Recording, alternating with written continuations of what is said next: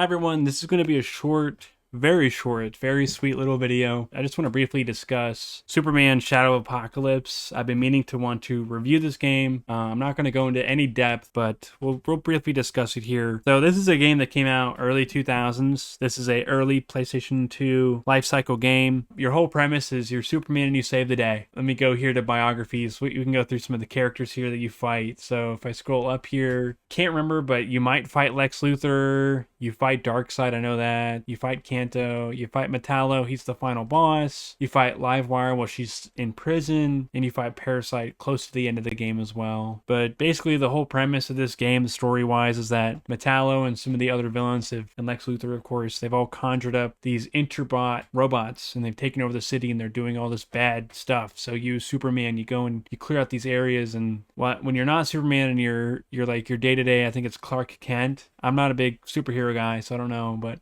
when you're doing your day-to-day thing as a reporter, I believe, you're trying to figure out this story firsthand. Meanwhile, you're also Superman and you're trying to take down all these enemies. But all in all, throughout the game, it's fine, I guess. The story, it's cool. It's typical Superman save the day stuff. So that's good. I'm going to give that a A+, 10 out of 10. The graphics don't look half bad for 2002 anyways. They look nice. I'm going to give that a 10 out of 10. Level design, they're pretty linear. They're not super open world unless you're in the city, but even then there's still a general direction you follow in the city. So I'm going to give those kind of like an 8 out of 10. But controls, this is a flat out negative 10. Negative 10. Okay, these controls made this game so much longer than they had to.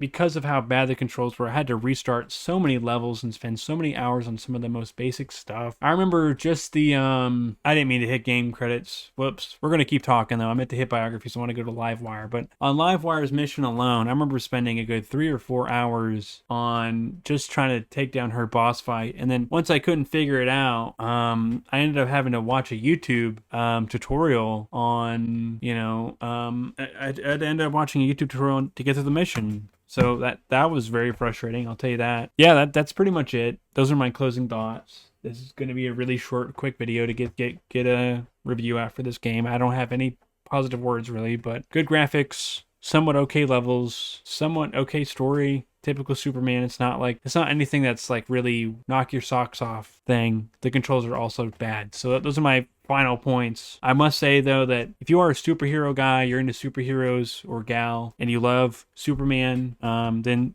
go ahead, try this game. But you're definitely going to get frustrated with the controls as much as I did. It's a pretty short game. I think it takes 6 hours. At least it should. For me, it took probably 12 hours because I had to restart missions so much. Yeah. But that's it, y'all. Those are my closing thoughts for this game. I've been wanting to do this review. I've just been dreading having to do it. Go to the description of the video. You'll find my friends' YouTube channels. You'll also find my Discord link for my server. So go ahead and join there. Thank you all, and goodbye.